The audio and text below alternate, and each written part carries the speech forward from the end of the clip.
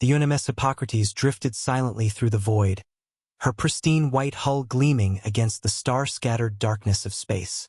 Massive red crosses adorned her sides, the universal symbol of medical neutrality blazing like beacons of hope in the war-torn Kepler 442 system. At nearly 2 kilometers in length, she was humanity's newest and most advanced hospital ship, a floating monument to the species that had learned to heal as efficiently as they had once learned to kill. Dr. Elena Vasquez pressed her palm against the reinforced viewport of the observation deck, her breath fogging the transparent aluminum as she watched the distant flashes of battle illuminate the system's outer planets. Each burst of light represented ships dying, crews vaporizing in the cold vacuum, and more wounded who would need their help. "Third day of fighting," muttered Commander James Wright, the ship's captain, as he joined her at the observation deck. His weathered face reflected the dancing lights of destruction in the distance. "The Zephyrians and the Altair Federation are tearing each other apart out there like wild animals." Elena nodded grimly, her dark eyes tracking the movement of distant warships. The conflict had started as a territorial dispute over mining rights in the asteroid belt, but had quickly escalated into a full-scale war between two of the galaxy's most aggressive species. The Hippocrates represented humanity's commitment to the Galactic Medical Accords, neutral vessels that treated all wounded regardless of species, allegiance, or the circumstances that had brought them to death's door. The ship itself was a marvel of medical engineering, equipped with quantum surgery bays capable of rebuilding a being at the cellular level, regeneration pods that could regrow entire limbs, and enough supplies to treat thousands of wounded. Her crew of 200 included doctors, nurses, and medical technicians from across human space, all volunteers who had sworn to uphold the sacred principle of medical neutrality. "Signal coming in," announced Lieutenant Torres from the bridge, her voice crackling through the comm system. "Zephyrian cruiser Talon's Edge requesting immediate medical assistance. They're reporting 47 wounded, including 12 civilians caught in the crossfire." Wright straightened, his hand instinctively moving to the command console. "Tell them we're coming. Plot an intercept course and inform the medical teams we'll have incoming casualties within the hour." Dr. Vasquez was already moving toward the medical bay, her mind shifting into the focused calm that had saved countless lives over her 15-year career. "I'll prep the trauma teams, have them transmit detailed casualty reports and blood chemistry data for the wounded species." As the Hippocrates gracefully changed course toward the damaged Zephyrian vessel, her engines humming with quiet efficiency, none of them noticed the sleek Altair Federation battlecruiser Retribution adjusting its position in the asteroid field nearby. The predator had found its prey, and the hunters aboard the Retribution watched with cold calculation as the defenseless hospital ship moved into their trap. The last moments of peace aboard the Hippocrates ticked away as medical teams prepared for another day of saving lives in a galaxy that seemed determined to destroy them. The first plasma blast struck the Hippocrates amidships with the force of a small star going nova, buckling the reinforced bulkheads of the medical bay and sending Dr. Vasquez sprawling across the deck amid a shower of sparks and debris. The ship's massive frame groaned under the impact, a sound like the death cry of some ancient leviathan. Emergency klaxons shrieked through the corridors as the vessel's artificial gravity fluctuated wildly, sending medical equipment and personnel tumbling through the air. "What in God's name was that?" Commander Wright's voice crackled over the comm system, barely audible above the cacophony of alarms and the screams of wounded patients who had been thrown from their beds. Elena pulled herself upright, her ears ringing from the concussive blast, blood trickling from a gash on her forehead. Around her, the pristine medical bay had been transformed into a scene of chaos.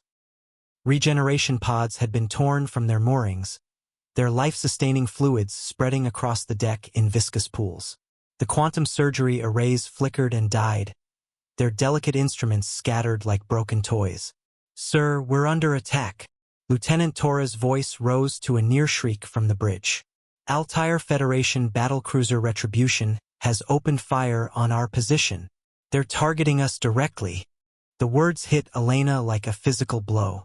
She staggered, not from the ship's movement but from the sheer impossibility of what she was hearing. Attacking a hospital ship wasn't just a violation of military protocol. It was universally considered the most heinous act of barbarism imaginable. Even the most savage species in the galaxy, those who devoured their enemies alive, respected the absolute neutrality of medical vessels. Wright's voice turned to ice, each word precise and deadly. Impossible. We're broadcasting medical neutrality codes on 17 different frequencies. Our transponders are active, our hull markings are clearly visible. Raise them on all channels immediately.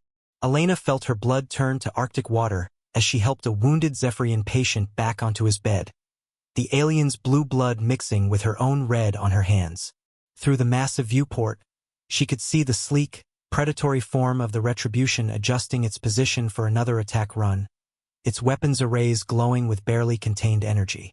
The second blast tore through the port side like a metal-eating plague, venting precious atmosphere into the void and sending a cascade of medical equipment flying through the suddenly depressurized section. The sound of rushing air mixed with the screams of the dying, creating a symphony of horror that would haunt Elena's dreams for years to come. "This is Commander Wright of the United Nations medical ship Hippocrates," came the captain's voice over the external speakers, his words broadcast across all frequencies.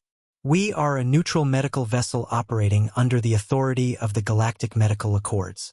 We are treating wounded from both sides of this conflict. Cease fire immediately." The response came not in words but in the form of a third devastating blast that shattered the ship's main reactor containment. Elena watched in helpless horror as the lights flickered and died, emergency power casting everything in the hellish red glow of a dying ship.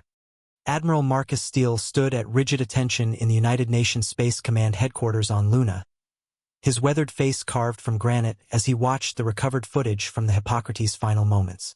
The holographic display showed the Altair Federation battlecruiser Retribution methodically destroying the hospital ship, its crimson energy beams slicing through the pristine white hull like a predator savaging its prey. The weapons fire continued even as escape pods fled the wreckage, small lifeboats carrying the wounded and dying into the merciless void. Steele had seen combat for 4 decades, had witnessed the horrors of interstellar warfare, and had ordered strikes that vaporized entire enemy fleets.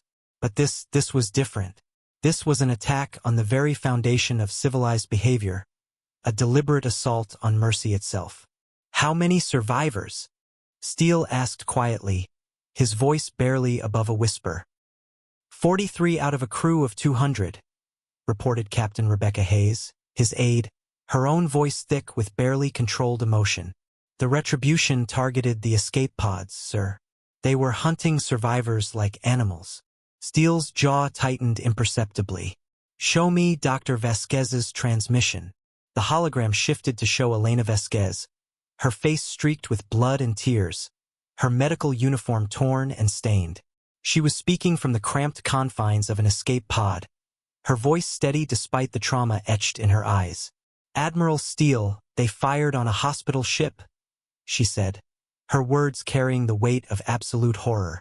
"They murdered patients in their beds, beings who couldn't even stand, let alone fight. They violated every law of war, every code of honor that separates civilization from barbarism. The Retribution knew exactly what we were. They saw our medical transponders, our neutral markings, our red crosses blazing against the void. They heard our broadcasts, our pleas for mercy, and they fired anyway." The transmission continued, showing the aftermath of the attack. Floating debris that had once been medical equipment, the twisted remains of regeneration pods, and the scattered bodies of those who had dedicated their lives to healing. Elena's voice cracked as she described watching her colleagues die, their only crime being their dedication to saving lives. Steele's hands clenched into fists behind his back. In his 40 years of service, he had seen humanity fight impossible odds, face alien threats that defied comprehension, and overcome challenges that would have broken lesser species. But this was different. This was an attack on the very concept of mercy itself, a deliberate assault on the principle that even in war, some things remain sacred. "Sir," Captain Hayes continued, her voice carefully controlled, "the Altair Federation claims it was a case of mistaken identity. They say the Hippocrates was masquerading as a medical vessel to conduct espionage operations. Steele's laugh was bitter as winter on a dead world. Mistaken identity? The Hippocrates was broadcasting medical neutrality codes on 17 different frequencies. Her hull was painted according to galactic standard medical markings. There's no mistake here, Captain. This was cold-blooded murder. The response from the Altair Federation arrived within hours, delivered by their ambassador with the casual arrogance that had made them the most despised species among the younger civilizations of the galaxy. Ambassador Kethvar, a towering insectoid being with compound eyes that reflected no emotion and mandibles that clicked with mechanical precision, stood before the United Nations Security Council with what humans would recognize as smug satisfaction radiating from his chitinous form. The council chamber, carved from lunar rock and overlooking the blue marble of Earth, had never felt more charged with tension. Representatives from across human space sat in absolute silence, their faces masks of barely controlled fury, as they watched the alien diplomat with the intensity of predators sizing up their prey. The Altair Federation regrets the unfortunate incident. Kethvar clicked through his translator device, each word dripping with condescension. However, our investigation has concluded that the vessel was indeed engaged in hostile intelligence-gathering activities. The actions of the Retribution were both justified and necessary under the circumstances. The council chamber fell silent, the kind of silence that precedes an earthquake. President Maria Santos, representing Earth in the galactic community, rose slowly from her seat like a judge preparing to deliver a death sentence. Her dark eyes fixed on the ambassador with laser-like intensity. "Ambassador," she said, her voice carrying the weight of 7 billion souls. That vessel was clearly marked as a hospital ship according to every galactic standard. It was treating wounded from both sides of the conflict, including your own people. Your own wounded were among those murdered in their beds. Kethvar's compound eyes glittered with what might have been amusement, his mandibles clicking in a pattern that human xenobiologists had learned to interpret as dismissive laughter. Acceptable losses in the pursuit of galactic security. The Altair Federation does not negotiate with terrorists, regardless of their clever disguises. Admiral Steele, present as military advisor, felt something cold and dangerous unfurl in his chest like a serpent awakening from hibernation. The casual dismissal of human lives, the arrogant assumption that humanity would simply accept this atrocity and move on, it was a mistake of truly cosmic proportions. The Altair Federation had ruled through intimidation and overwhelming force for 10 millennia, but they had never faced a species quite like humanity. "I see," President Santos said quietly, her voice carrying the promise of storms to come. "Then let me be very clear, Ambassador. You have 48 hours to deliver the crew of the Retribution to face justice for their war crimes. If you refuse, the United Nations will consider this an act of war against humanity itself." Kethvar's compound eyes registered something that might have been shock, then quickly shifted back to amusement. "The mighty humans threatening the Altair Federation? We have ruled the galaxy for 10,000 years while your species was still learning to use fire. What could you possibly do to us that we haven't already survived?" The ambassador's laughter echoed through the chamber as he departed, leaving behind a silence that spoke of gathering thunder. The asteroid belt between Mars and Jupiter had never witnessed such a transformation. What had been a quiet collection of mining operations and research stations just 72 hours before had metamorphosed into the largest military staging ground in human history. Ships materialized from hyperspace jumps like angry hornets emerging from a disturbed nest, their hulls bristling with weapons that had never been tested in galactic warfare. Admiral Steele stood on the bridge of the UNS Retribution's end, humanity's newest and most advanced dreadnought, watching the fleet assemble with the satisfaction of a craftsman admiring his masterwork. The humans had chosen the name deliberately, a message written in tungsten and titanium that would not be lost on the Altair Federation. The ship's neural command systems hummed around him, interfacing directly with his thoughts through quantum-entangled implants that allowed him to feel the pulse of every vessel under his command. "Status report," Steele commanded, his voice carrying across the bridge with military precision. Captain Hayes consulted her tactical display, the holographic projections painting her face in blues and reds. 12 dreadnoughts, 37 heavy cruisers, 64 destroyers, and 89 frigates have completed assembly. Support vessels including supply ships, electronic warfare platforms, and medical frigates bring our total fleet strength to 437 combat-ready vessels. But Steele knew the raw numbers told only half the story. Every ship in the fleet had been modified with humanity's latest technological developments. Plasma lance arrays capable of cracking moons like eggshells, quantum torpedoes that could phase through energy shields previously thought impenetrable, and most importantly, the revolutionary neural command systems that allowed human crews to react and adapt faster than any other species in the galaxy. The neural interfaces represented humanity's greatest military innovation, born from their unique neuroplasticity and evolutionary heritage as persistence hunters. Where other species relied on predetermined tactical protocols, humans could improvise, adapt, and evolve their strategies in real time during combat. "Sir," reported the communications officer, her voice cutting through the bridge's controlled chaos. "We're receiving a priority transmission from the Altair Federation. Admiral Zethmore requests immediate communication." Steele nodded grimly. "Put him through. Let's hear what the butcher has to say." The holographic display flickered to life, showing the imposing insectoid form of Admiral Zethmore. His carapace scarred from a century of conquest and his mandibles gleaming like surgical instruments. His compound eyes fixed on Steele with what humans had learned to recognize as predatory contempt. "Admiral Steele." Zethmore's translation device rendered his words in flat, mechanical tones that somehow made them more menacing. "I understand you are gathering a fleet in your primitive star system. How quaint. Do you truly believe your crude vessels can challenge the might of the Altair Federation? We have crushed civilizations that spanned entire star clusters." Steele's smile was cold as the void between galaxies. "I believe you're about to find out exactly what human crude vessels can accomplish when properly motivated." The Battle of Kepler 442 would be remembered as the moment humanity announced its arrival as a true galactic power, written in fire and blood across the void between worlds.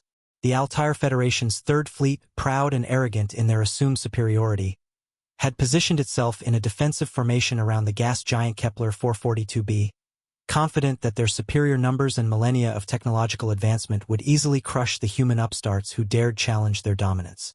Admiral Zethmore commanded from the bridge of the Dominion, a massive battleship that had served as the flagship of Altair expansion for 3 centuries.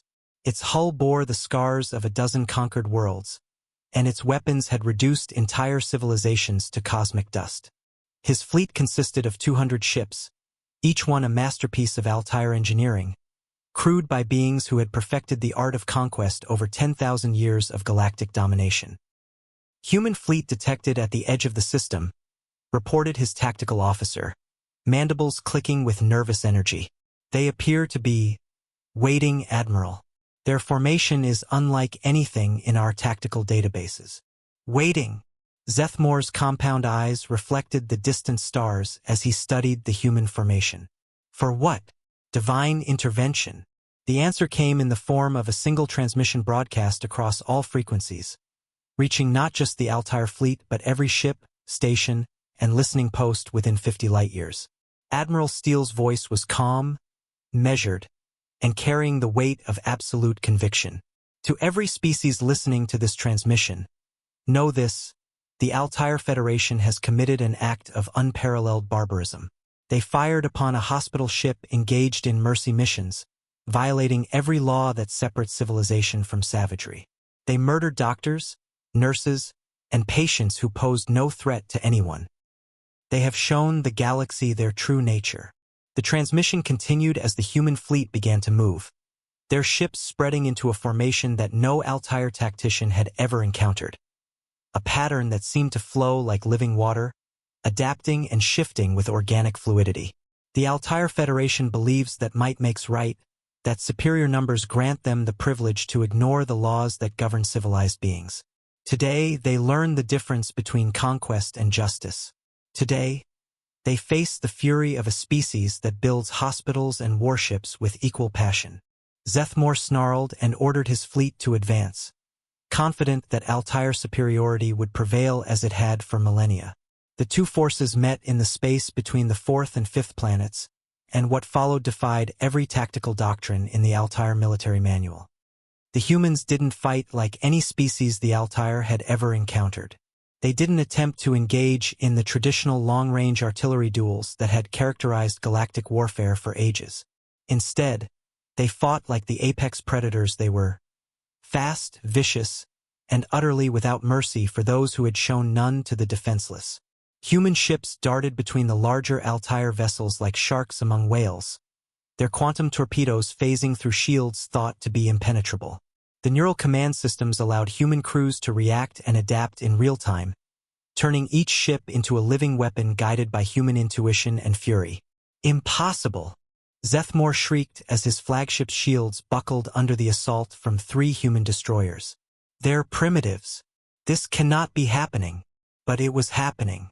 Ship after ship of the proud Altair fleet erupted in brilliant flowers of destruction. The humans fought with a precision and ferocity that spoke of millions of years of evolution as apex predators, channeled through technology that the Altair had foolishly underestimated. In the end, it wasn't even close. The Dominion drifted powerless in space, its engines destroyed, its weapons offline. Admiral Zethmore found himself face-to-face with Admiral Steele via holographic transmission, the humans' expression calm and professional despite the carnage surrounding them. "Your fleet is destroyed," Steele said simply. "You have lost 147 ships. We have lost 3. Zethmore's compound eyes registered something that might have been shock. "How? We had superior numbers, superior technology. You had superior arrogance," Steele replied. "You forgot that technology is only as good as the beings who wield it.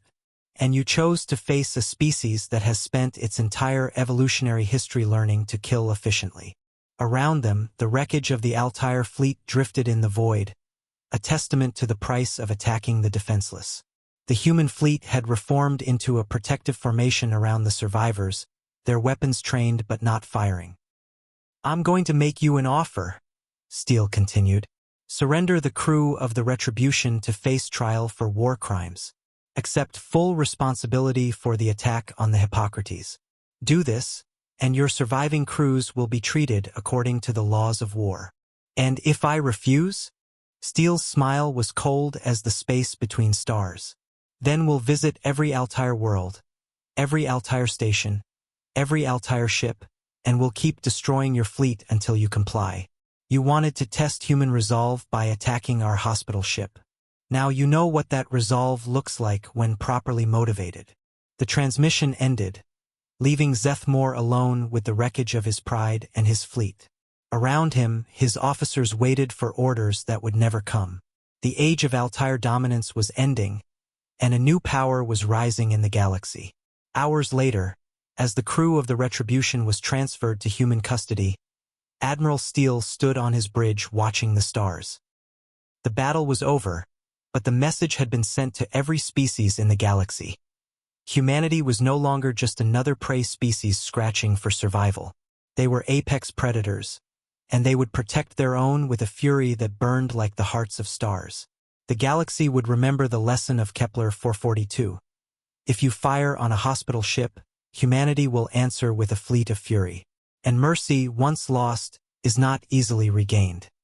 Author's note: this story explores themes of justice, the laws of war, and humanity's capacity for both compassion and righteous fury. It shows how an attack on those who heal can provoke a response from those who fight, and why both aspects of human nature are equally important to our survival among the stars.